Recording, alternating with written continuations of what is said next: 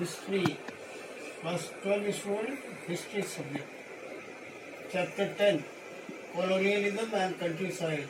In this chapter, only unit 3rd from 275 to 281 is in your course. So, in this chapter, revolt in countryside, that is in your syllabus. So, revolt in countryside I am going to. Deccan revolt, peasant revolt against money lenders and grain dealers. Now, during the 19th century, the farmers of different provinces of India revolted against the money lenders and grain dealers. One such revolt started in the Deccan in 1875. The revolt spread from Pune to Ahmednagar. The money lenders were attacked, account books were burnt, and the debt bonds were destroyed. Scared by the attacks of the farmers, the moneylenders fled from the village. Some of the moneylenders left their wealth and property behind. After 1810, the prices of cultivation rose. This led to rise in the value of produce. As a result, the income of the zamindars of Bengal increased. Since the demand for revenue had been based on the permanent settlement, therefore, the colonial government could not ask for share from this increased income. Hence, new revenue settlements were made applicable in the regions which were included under colonial rule during the 19th century. In Bombay Presidency, which the Britishers imposed Rayatwari system. Then, after 1932, prices of agricultural products fell very quickly and no change came in this condition. For the next 1.5 decades, as a result, there was a decline in the income of peasants.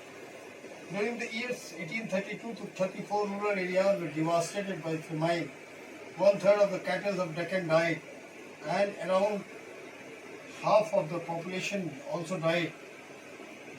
Those who had survived had no agricultural stock to cross through the crisis. Unpaid revenue amounts were mounting. As a result, peasants were forced to take up loans which they could rarely repay. Before the decade of 1860, around 2/3 of the cotton imported into Britain as raw material came from America. India was assumed as a country which could supply cotton to Lancashire in case of lack of supply from America. Soil and climate of India were both favorable for cultivation of cotton. Cheap labor was also available. In 1861, civil war broke out in America. A wave of panic spread in the market and factories of Britain. That is why cotton exporters of Bombay tried to procure as much as cotton to meet the British needs. They even extended advance credit to urban shahukars so that they could give out more loans to rural people who had promised to secure the produce. This development had a great impact on rural areas of Deccan. The areas of Deccan villages suddenly had an access to unlimited loans. They were being given ₹100 per acre as loan for the cotton growing land. Shahukars or moneylenders were always ready to extend long-term loans. Cotton production in the Bombay Deccan expanded with the continuation of American crisis. Cotton areas doubled between 1860 and 64. Around 90% of the total import of cotton was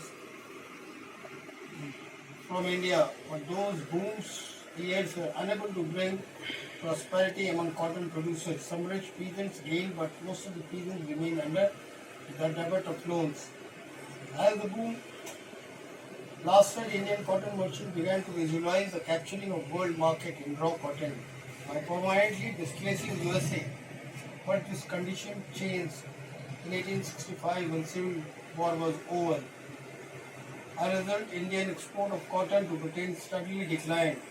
With the decline of cotton exports, Shahukars and export merchants in Maharashtra were no longer keen on providing long-term loans. Rayat community became very angry as they were denied of loans by moneylenders. They were not infuriated because they came under a great debt, but they were angry because moneylenders were insensitive to their miserable condition. The process of money lending was definitely widespread even before the colonial rule, money lenders were generally very powerful individuals. A number of customary norms were there between relations of money lenders and rayats, and these norms even regulated their relation. One of the general norms was that the interest charge must not be more than the principal amount. Peasants came to see the money lenders as deceitful and devious.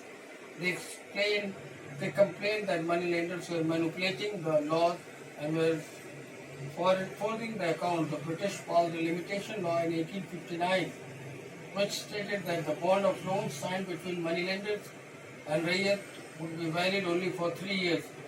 The main objective of this law was to stop the accumulation of loan for a long time, but moneylenders turned the law around in their own favor. Pause.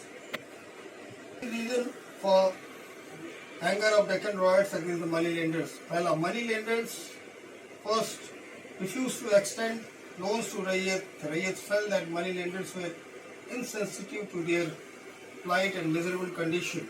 Moneylenders were disobeying the traditional customary norms of rural areas. For example, the amount of interest could not exceed the principal amount.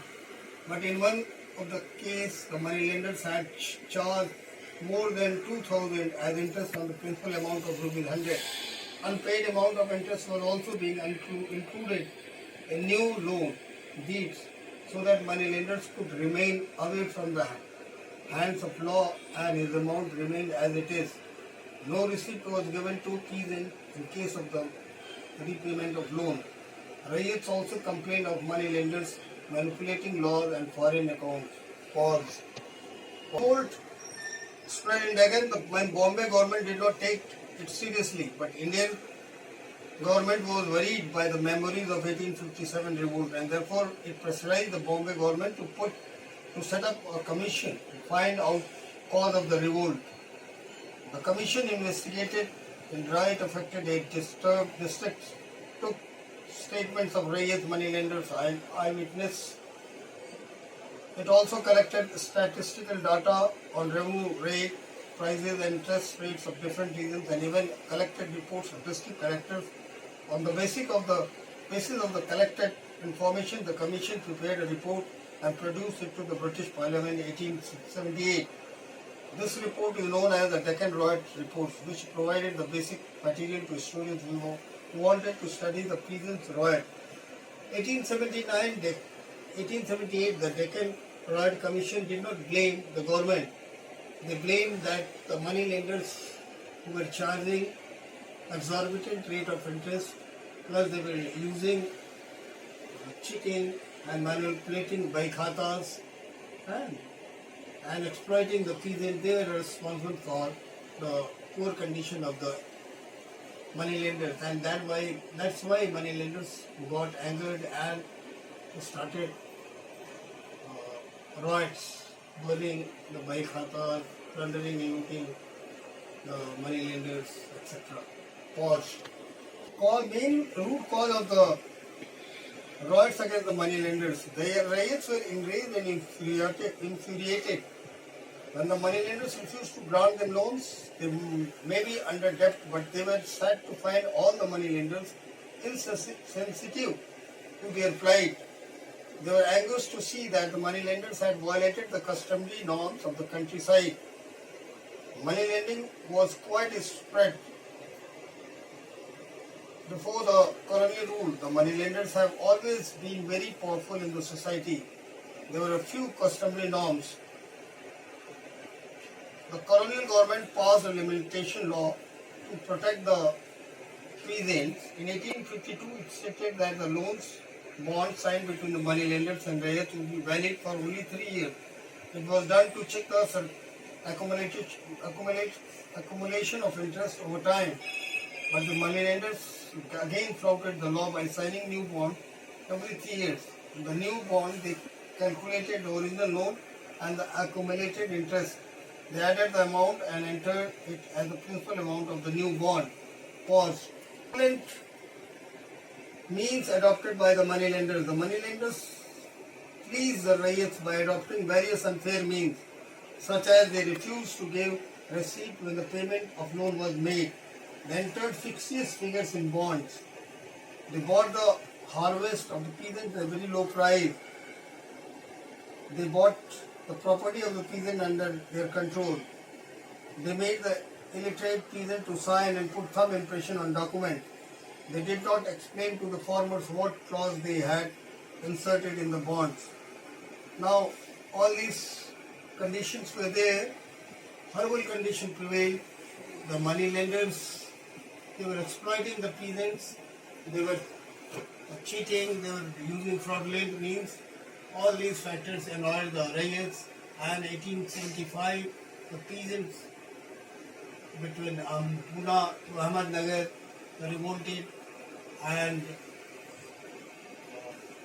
they burned the Bhai Khata, the account, they attacked the money lenders, and this was the result. The money lenders were scared, they ran, they left that place. So, but as a result, Deccan Royal Commission in 1878 was set up by the British government, and it gave its report that the government, the revenue system of the British government was not responsible for the poor condition of riots or peasants.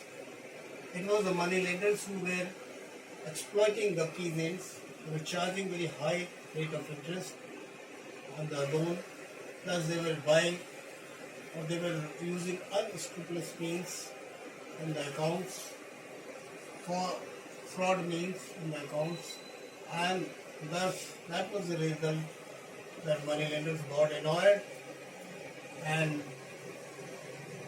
they attacked. So the British government wanted to protect herself, and all the blame was put on the money lenders. That's all.